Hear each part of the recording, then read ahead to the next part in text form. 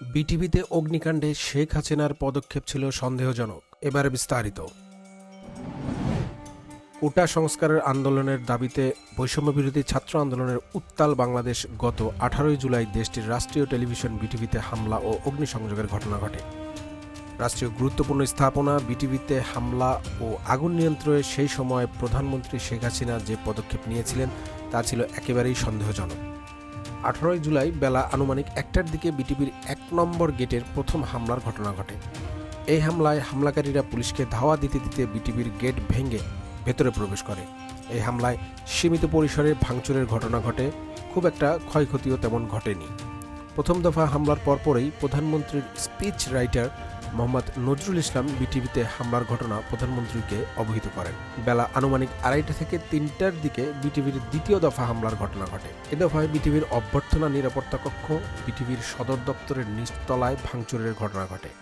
এছাড়া বিটিভির অভ্যর্থনা কক্ষ, গাড়ির গ্যারেজ এবং সেট ডিজাইনের সরঞ্জাম রাখার গোডাউনেও অগ্নিসংযোগের ঘটনা ঘটে। এ দফায় প্রধানমন্ত্রীর স্পিচ রাইটার বিটিভিতে আগুন লাগার ঘটনা এবং ভাঙচুরের ঘটনা শেখ হাসিনাকে অবহিত করেন। স্পিচ রাইটার মোহাম্মদ নজরুল ইসলামকে বলতে শোনা গেছে, বিটিভির সেট ডিজাইনে আগুন লেগেছে, পুরো বিটিভি পুড়ে শেষ হয়ে যাবে, এখনই জরুরি ব্যবস্থা নেওয়া দরকার। নজরুল ইসলামের আবেগ আপ্লুত কথার বিপরীতে উদ্বেগহীন ও নির্লিপ্ত শেখ হাসিনাকে বলতে শোনা যায়, পুড়ে যাক, আমি আবার নতুন করে বিটিভি সংস্কার করে দেব। শেখ হাসিনার এই কথাটা নজরুল ইসলাম ছাড়াও প্রধানমন্ত্রীর কার্যালয়ে মোহাম্মদ নজরুল ইসলামের রুমে থাকা আরও দুজন সরাসরি নিজ কানে শুনেছেন। তারা হলেন প্রধানমন্ত্রীর প্রেস উইং এর সংযুক্ত রিপোর্টার মাজারুল আনোয়ার খান শিপু এবং মহিউদ্দিন মাহমুদ। শেখ হাসিনার সঙ্গে কথা বলে ফোন রাখার পর হতাশ স্পিচ রাইটার নজরুল ইসলাম বলেন, প্রধানমন্ত্রী বলছেন সব পুড়ে যাক, নতুন করে সব করে দেবেন। এ সময় নজরুল ইসলামের রুমে আরও উপস্থিত ছিলেন প্রধানমন্ত্রীর প্রেস উইংয়ে সংযুক্ত বিটিভির কর্মকর্তা আসিফুর রহমান এবং ফাহাদ চৌধুরী। এরপর মোহাম্মদ নুরুল ইসলাম নিজেই পুলিশ, র্যাব, বিজিবি এবং ফায়ার সার্ভিসের কর্তব্য ব্যক্তিদের সঙ্গে কথা বলেন। দ্রুত বিটিভির আগুন নিয়ন্ত্রণের ব্যবস্থা নিতে বলেন, কিন্তু কারো কাছে আশানুরূপ সাড়া তিনি পেলেন না। এরপর প্রধানমন্ত্রীর প্রেস উইংয়ের কর্মকর্তা এবং বিভিন্ন সংস্থার মাধ্যমে বিভিন্ন মিডিয়ার প্রতিনিধিদের বলা হয়, বিটিভির আগুনের ঘটনা যাতে বেশি করে সম্প্রচার করা হয়। মিডিয়াগুলোকে বারবার তাগিদ দেওয়া হয় যাতে এই ঘটনা বেশি বেশি করে প্রচার করা হয়। 71 টিভি, সময় টিভি সহ বেশ কিছু টিভি চ্যানেল ফলাও করে তা সম্প্রচারও করে। সন্ধ্যার দিকে আগুন ভয়াবহ আকার ধারণ করলে নজরুল ইসলাম আবার শেখ হাসিনাকে ফোন করেন।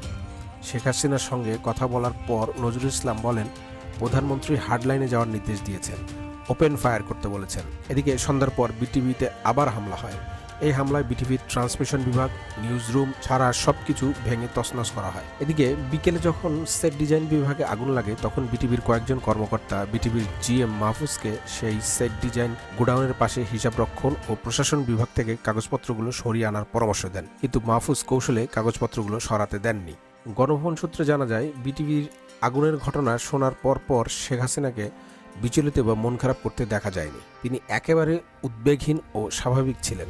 একজন কর্মকর্তা বলেন, পরবর্তীতে যখন দেখলাম প্রধানমন্ত্রী বিটিভিতে গিয়ে কাঁদছেন তখন আমার খুব অবাক লেগেছে, কারণ যখন আগুন লাগে বা হামলার ঘটনা ঘটে তখন তিনি একটা সময় পর্যন্ত নিষ্ক্রিয় ছিলেন, হয়তো অপেক্ষা করছেন বেশি করে যেন ধ্বংস হয়, এটিকে দেখিয়ে ছাত্র জনতাকে গুলি করে মাঠছাড়া করবেন। এদিকে বিটিভি একজন কর্মকর্তা বলেন, সন্ধ্যার পর যে হামলা হয়েছে সে হামলায় সবচেয়ে বেশি ক্ষতি হয়েছে বিটিভির।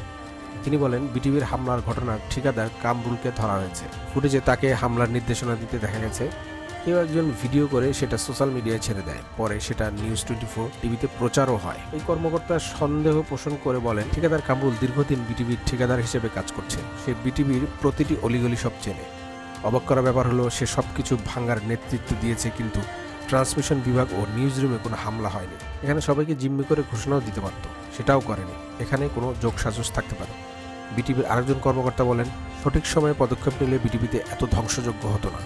রাতের বেলা বিটিভিতে সবচেয়ে বেশি ভাঙচুর ও ধ্বংসযজ্ঞ হয়, কিন্তু অবাক করার বিষয় হলো পুরো বিটিভি ভেঙে তছনছ করা হয়েছে, কিন্তু ট্রান্সমিশন বিভাগ ও নিউজ রুমে কোনো হামলা হয়নি। যেসব জায়গায় ভাঙচুর হয়েছে তার আশপাশেই এগুলো ছিল।